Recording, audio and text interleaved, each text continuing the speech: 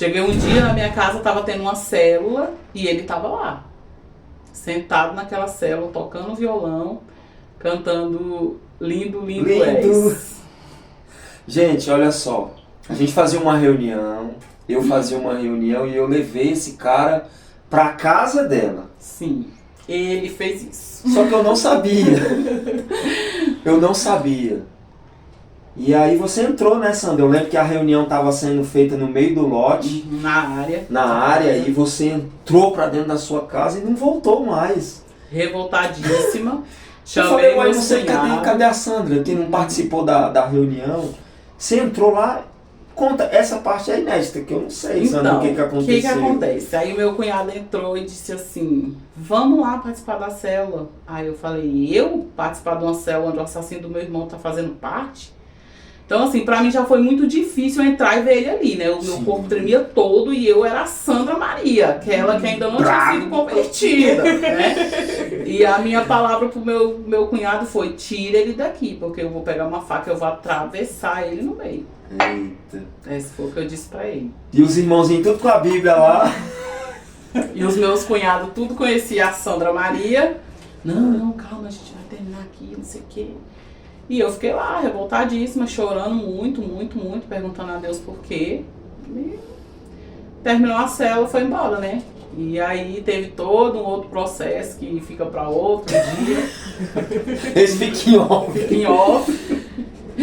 Mas aí foi isso. Mas essa foi a primeira reunião, gente. Só pra vocês terem ideia do que foi aconteceu. A primeira reunião. Né? Ele tava, ela não participou, foi lá pra sua casa chorar. Sim. Que o assassino... E eu ouvi ele cantar esse hino que tava entrando no meu coração assim, queimando, ardendo. E eu não entendia. Mas era Deus trabalhando ali já, né?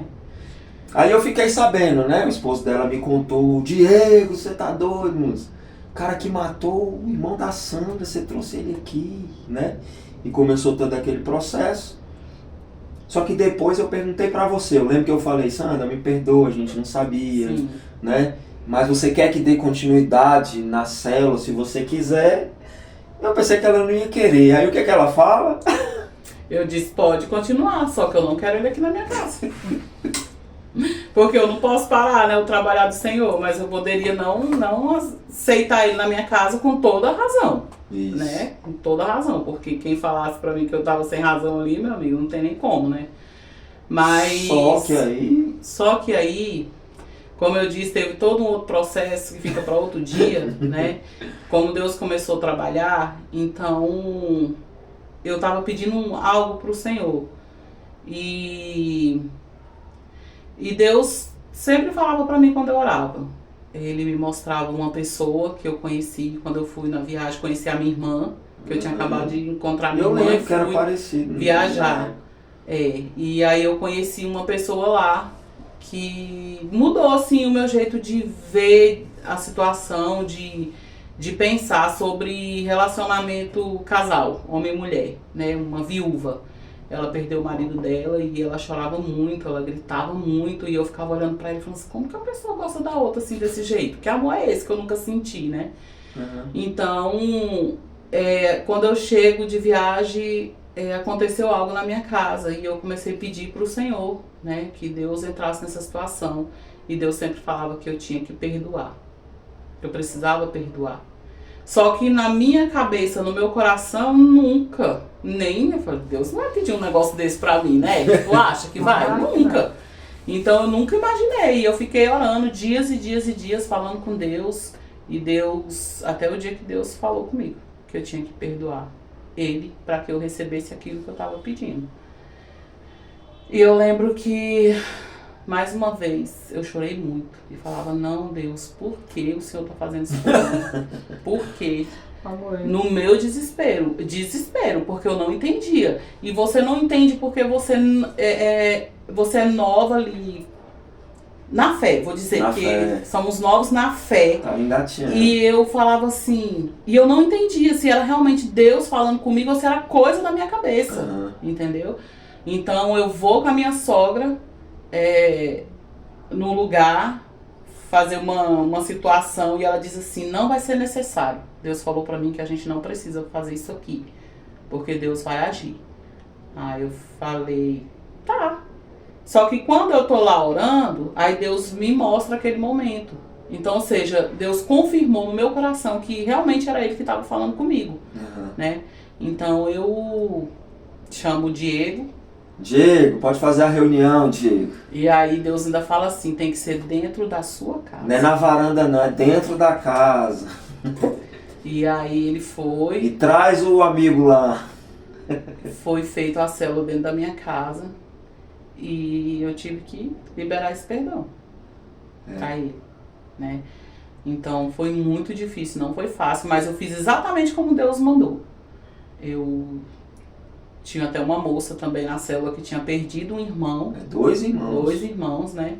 E eu não sabia. Milagre já eu também não sabia. Eu não sabia, eu só sei que... Que foi um chororô essa reunião, Foi. gente. Pensa numa reunião. Foi uma das reuniões das células mais poderosas, assim, que Começou todo mundo a chorar e eu não entendia. Eu sei que eu levanto, assim, praticamente no automático, assim, eu levantei e falei, fulano, eu te perdoo. E é uma coisa que, na verdade, era ele para pedir perdão. Sim. E ela já começou, Sim. ela que pediu perdão. E eu disse pra ele como Deus falou pra mim, eu te perdoo em nome de Jesus, porque foi ele que me mandou eu fazer isso aqui. E eu te perdoo, você não tem noção da dor que você causou pra mim, pro meu pai, pra minha família. Você nunca vai imaginar, e eu nem sabia do futuro, né? Você nunca vai imaginar a dor que você causou à minha família. Mas eu quero te dizer que em nome de Jesus eu te perdoo. E, tipo, através desse perdão, a minha vida mudou. A minha vida foi transformada, porque eu era uma pessoa muito rancorosa. Eu não tinha amizade com as pessoas, só andava com a cara assim na rua. As pessoas tinham medo de falar comigo, né? Porque eu era muito brigona, muito barraqueira, como o povo fala, né? Mesmo, de verdade. Passava alguém olhado, o que que é? Tá me olhando por quê? Nunca me viu, não? Não, eu ia lá tirar satisfação. Então, através desse perdão, porque na verdade o perdão não é sobre você. O perdão é sobre a minha pessoa, né? Então, quando eu libero esse perdão, algo foi quebrado, né? E aí eu passo a ser uma pessoa mais mansa, eu já passo a não fazer questão de muita coisa, a não me importar com...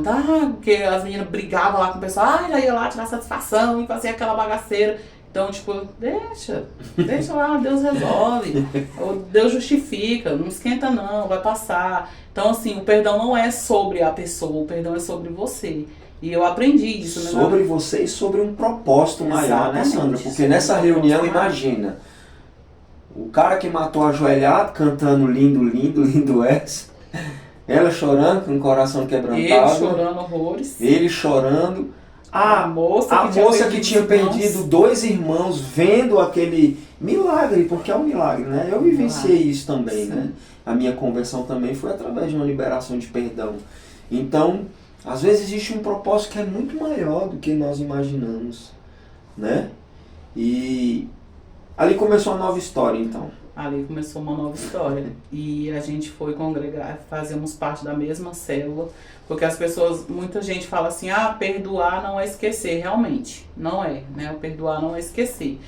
Mas tem pessoas que falam assim, eu perdoei, mas eu quero que viva lá longe de mim, eu não quero contato, não quero saber. Só que nesse caso, eu acho que como Deus conhecia o meu coração, Ele falou assim, aqui que vai ficar. Quero trabalhar em você. Entendeu? Então, a gente ficou fazendo parte da mesma célula, e a gente era da mesma igreja, e aí eu fui para esse encontro, através dessa célula, desse mover na minha casa, e lá no encontro eu fui uma das pessoas que foi chamada para contar esse testemunho, né? Eu não sei, não imagino quantas pessoas tinha naquela igreja naquele dia. Tava lotado. Tinha o que ali? Umas 1.000 pessoas? Por aí, umas 800.000 pessoas. Então, eu fui chamada para contar esse testemunho. E eu falei sem citar o nome dele, porque eu não queria expor ele, né? Muita gente, a igreja muito cheia. E Deus tocou nele lá, e ele veio e pediu oportunidade pro pastor e falou que aquela pessoa era ele, né? Qual eu tava falando lá. E pediu pra eu abraçar ele, tipo...